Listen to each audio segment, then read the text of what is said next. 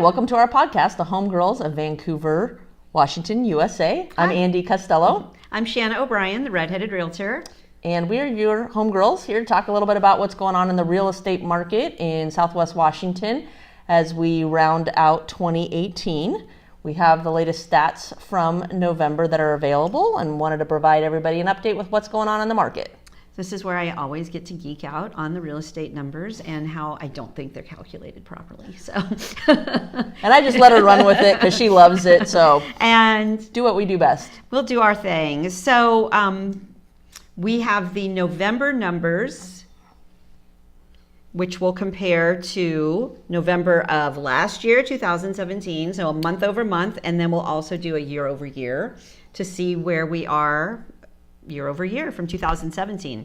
And as far as the average sale price goes for Southwest Washington, the average sale price is up 8%, just over 8%, 8.3% since 2017. It's amazing. It is. It's definitely not a sustainable growth we're seeing for the long term. I mean, obviously it's been going on for a long time, but that's crazy. Yes. A huge increase. Yeah. So if you bought property in the last couple of years, your equity went up 8% theoretically if you're following the average stats of the county. So we went from an average sale price in 2017 of $362,500 to in 2018 $392,600. And that's the average sale price for Southwest Washington. The median sale price also went up over 9%, 9.2%, from $325,000 to $355,000. And I definitely think median numbers reflect the reality of our market better than the average numbers.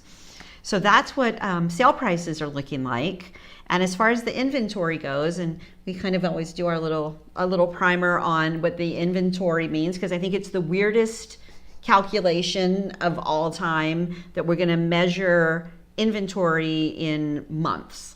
But our current inventory is at 2.9 months of inventory. So that means if everybody who was going to buy a house went out and bought from the houses that are available and no new houses got listed, we'd run out of houses in 2.9 months. And a balanced market is about 6 months. 6 months would be balanced, of yes. Inventory on the market. In 2016, we were at 1.9 months. And in 2017, we were at 2.0. So inventory has gotten better. That means more people are selling homes. That 2.9 though, and here's where I disagree with the way they calculate, includes all of the houses currently for sale. And in our MLS, which is where realtors put in all of their sales information, that includes houses that are under construction or proposed construction. So they're not something that somebody could purchase and move into readily within a 2.9 month time frame. So if you take those out of the equation, and we're just going to count the houses that I could sell it to you this week and you could move in 30 days when we close, that puts us at 2.3 months of inventory. Not a whole lot out there right now. Not a whole lot out there. Good time to be a seller. And if you're thinking that you want to find out what your house is worth, either one of us would be happy to do a complimentary market analysis for you anytime. Just reach out. A couple more stats. For November 2018, there were 728 new listings. So that's up 13.6% from 2017. And it's also up 13% from this time last year. So more houses are coming onto the market. So that's always a good thing for buyers. But the closed sales are down 13% year over year. So more houses have become available, but less closed in the month of November compared to 2017. And the total market time for November was 52 days on market. So that's a little bit also of an unreal number, because assume, unless they're cash deals, and when you're doing an average, you're factoring in the cash deals plus the long closes. But assuming that most people take 30 to 45 days to close on a house, then that's part of that 52 days. So if that house took 30 days to close and it was on the market for 52 days. That means from the day it went up for sale to the day it went pending was really 12 days. So that is something that has slowed down a little bit. It's a lot less competitive for buyers when they get out there and they have to, like write your offer first day on the market because the house is going to be gone in a couple of days. That has slowed down a little bit, but I have some awesome buyers, and we went and looked at a house last week on Sunday. It had listed on Saturday. They decided it was the one. I wrote the offer Sunday afternoon and it was already pending. Wow. So it's still happening. I mean, it was a great house at a great price. And so it's still a competitive market. They didn't deal with multiple offers. They just, when they got an offer they wanted, even though they had been on the market for 24 hours, they accepted it and went pending. So it's still competitive. So don't get complacent if you're a buyer and think that, which is kind of what we did this weekend. We thought, well, it's only been one day. Why would they take it off the market so quickly? But it was gone Sunday night. Wow.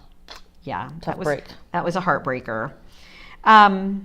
Year over year, as far as new listings go, we are up 6% on new listings.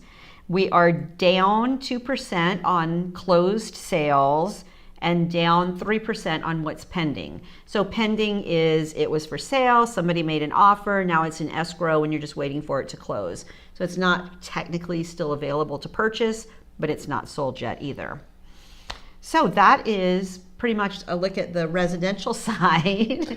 That's 7 minutes of Shana just da da da da da da da da. We'll have to work on how we do this a little bit better. I know. If you're not interested in the stats, that totally puts you to sleep. Sorry. Yeah. I'm interested in it. If you're still listening at 7 minutes in, wanted to talk a little bit about what's going on in the commercial world in Vancouver. We've had some definitely new development coming online with the waterfront. Most people have probably already been down there by now, been to Twigs or Wildfin.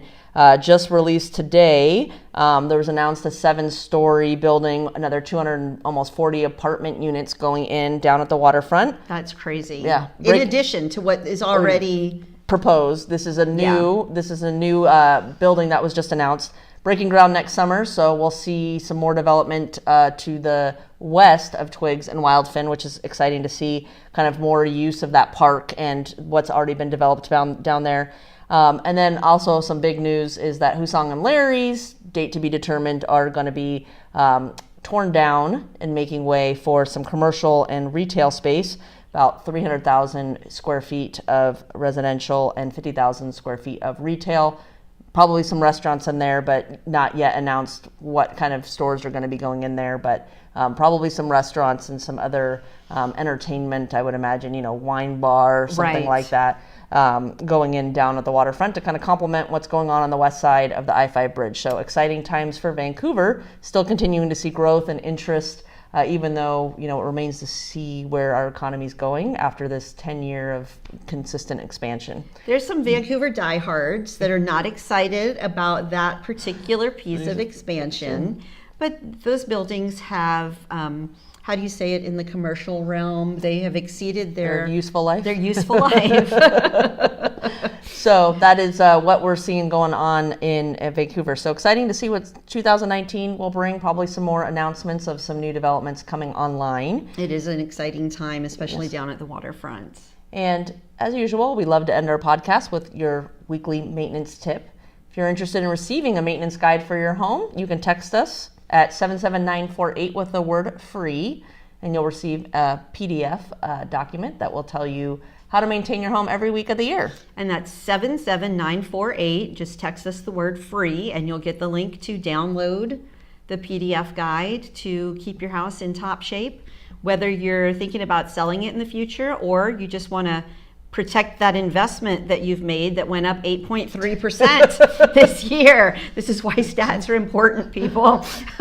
Our tip this week is make sure you're checking your fire extinguisher. If you don't have a fire extinguisher, you should pick one up at Home Depot or Lowe's or Park Rose or Ace Hardware, wherever your favorite home improvement store is. Maybe put it under your kitchen sink just in case you have a grease fire or something going on in your house. So if you have a fire extinguisher, make sure you're pulling it out. Look at the expiration date. If it's expired, get rid of it and replace that with a newer extinguisher. They last about 5 years. check to make sure there's any corrosive happening, the pin's still in place. It looks ready to go so that if you ever have an emergency that you need to pull out that fire extinguisher, it's ready to go. That's a good idea, because I don't think we have one in our house, and I probably wouldn't know that unless I was trying to put out a fire. Well, talk to your insurance agent, because that's where I got mine. I totally have one. Don't raise my rates. We're well protected. Thank you so much for watching HomeGirls of Vancouver, Washington, USA. We love hearing from you, whether your feedback or comments.